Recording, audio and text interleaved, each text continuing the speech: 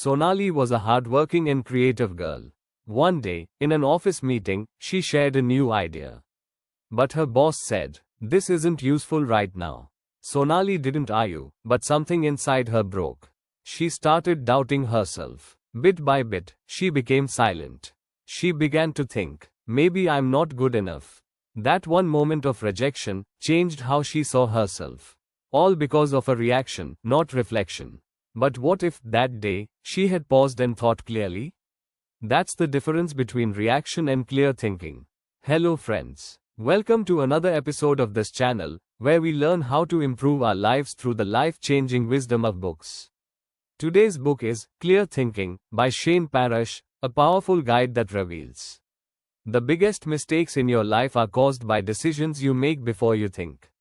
This book teaches you how to avoid emotional traps, break free from autopilot thinking, and take back control over your mind and choices, so you can respond wisely instead of reacting blindly. So if you've ever felt stuck, overwhelmed, or guilty about a decision made in haste, this video will change the way you think forever. Sometimes, the biggest problem in life isn't that we lack the power to make decisions. It's that we don't actually think clearly. Our thoughts shape everything, from small daily choices to big life decisions, from relationships and career to happiness and peace. But here's the real question. Do we really think? Or are we just reacting? Are we fast thinkers or clear thinkers? Shane Parrish is a former intelligence agent from Canada who spent years studying the minds of the world's smartest decision makers. Source: top investors, athletes, and thought leaders.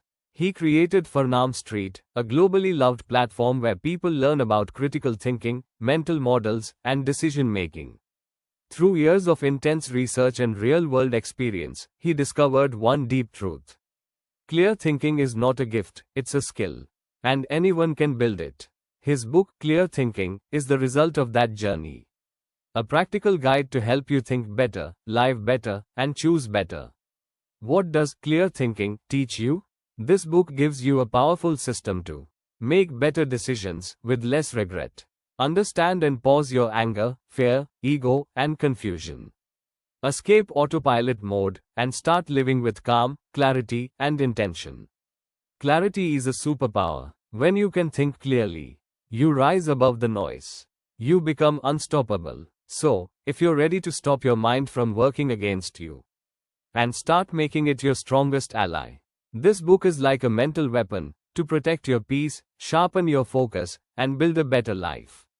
Now in this video, let's explore the 4 main parts of this book, with real-life examples, practical wisdom, and remember. Ready? Let's begin this life-changing journey into the power of clear thinking. The biggest obstacle to clear thinking isn't your brain, it's your habits. And behind these habits are 4 hidden mental enemies. These enemies are invisible, but every time you make a poor decision, they're quietly at work behind the scenes. Enemy 1. Ego. I'm always right. Ravi was a top-notch engineer from a prestigious college. He believed, I'm the smartest. I've seen more, I know better. In every meeting, if a junior shared an idea, Ravi would interrupt. That won't work. I've already thought of a better way. Over time, his team stopped participating. They'd whisper, don't suggest anything, Ravi won't listen. One day, his boss told him, you are technically excellent, but emotionally difficult.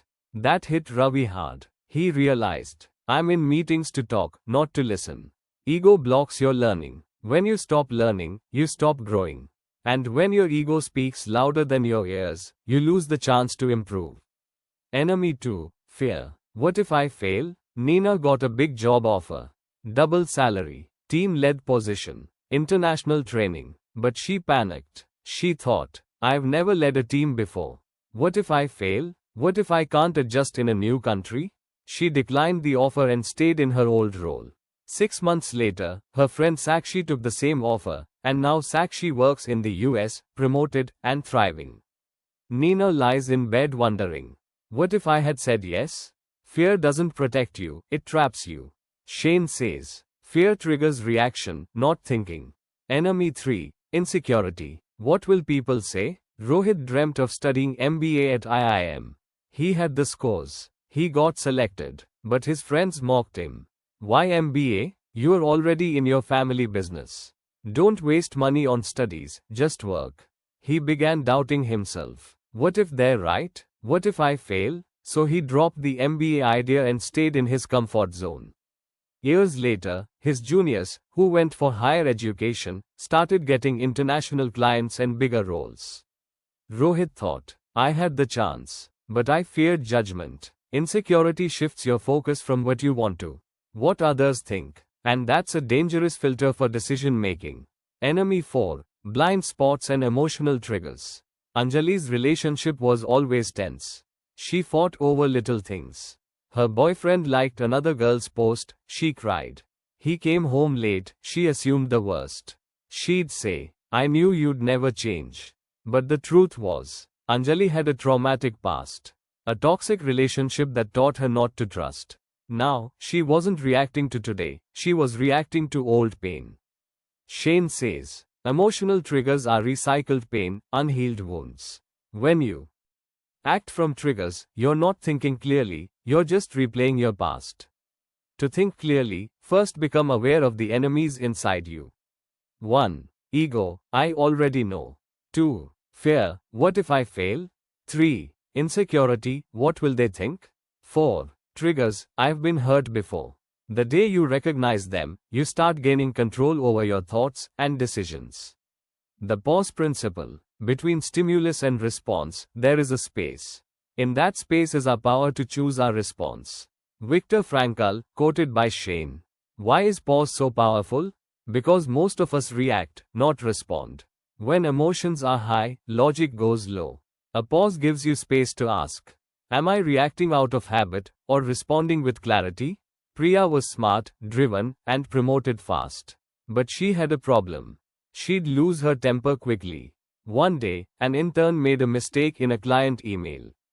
Priya shouted in front of the whole team. Do you even know what you're doing? I should fire you. The intern started crying. Others felt humiliated. Later, HR called Priya. They said, one more emotional outburst, and you're suspended. That night, Priya sat alone and thought, I didn't pause. I exploded. And now my job is at risk. From the next day, she changed one thing. Before reacting, she started taking 5 deep breaths. She wrote on her desk, pause equals power. A 5-second pause saved her career. The stronger your emotions, the deeper your need to pause. Pause reveals the truth behind the words.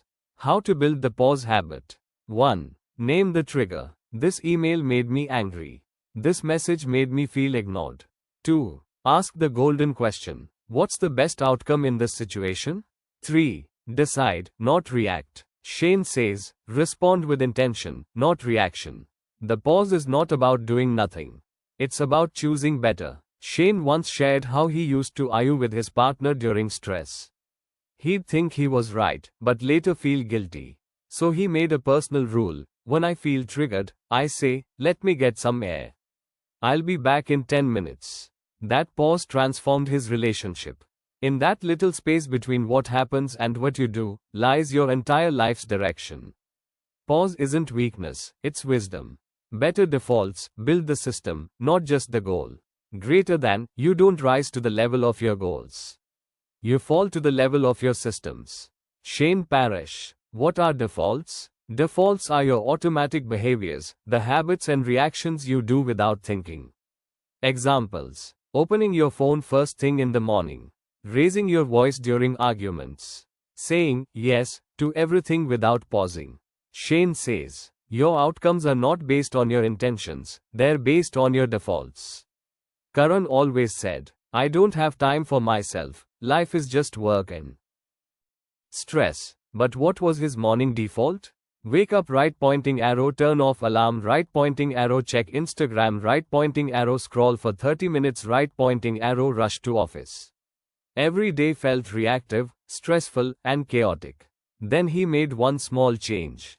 No phone in the morning. 10 minutes of reading or journaling. Water plus short walk. First few days were hard. But after 21 days, he said, now, I start my day on my terms, not the world's. Your morning default shapes your entire day. Anjali was kind and helpful. Boss asked for extra work, she said yes. Colleagues asked for reports, she said yes. Slowly, she burned out. She was tired, stressed, and lost her spark. Shane says, if your default is always saying yes, other people will run your life. So Anjali built a new default. Instead of an instant yes, she said, let me get back to you in 10 minutes. That pause gave her time to think. Is this my priority? Can I say no with respect? Over time, people respected her boundaries too. Your first response shapes your mental health. Deepak and his father really had a good conversation.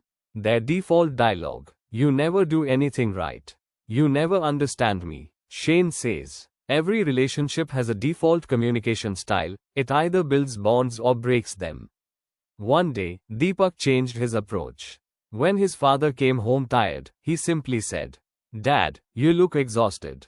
Want some tea? His father looked surprised and softened. That one act started healing years of silence. Change your conversation default, and you can heal a relationship. Shane's 3 golden default rules. 1. Morning default. Don't start your day reacting to the world. Create space for clarity. 2. Decision default. Always pause before reacting. Create intention between trigger and response. 3. People default. Don't assume bad intent. Give others the benefit of the doubt. Goals inspire you to begin. But it's your defaults and systems that take you to the finish line. Better defaults equals clearer thinking equals better outcomes. Tools for clear thinking. Clarity is not a gift, it's a skill you develop with practice. Shane shares powerful mental tools that help you stay calm, think better, and make smart decisions, even under pressure. Tool 1. The Distance Tool. Zoom out to see clearly. Maya's boyfriend suddenly stopped texting her. She panicked. Thought, did I do something wrong? He's losing interest. He's playing games. She was about to send a long, emotional message. But then she paused. She applied the distance tool. She asked herself, if my best friend were in this situation, what would I tell her? Suddenly, clarity came. Give it 24 hours. Don't assume. Maybe he's just busy. Turns out, he was in the hospital with a sick parent. Zoom out emotionally. Don't make decisions in emotional heat. Tool 2. The 10th of October 10 Rule. Time test your decision. Rishi got a harsh email from his manager.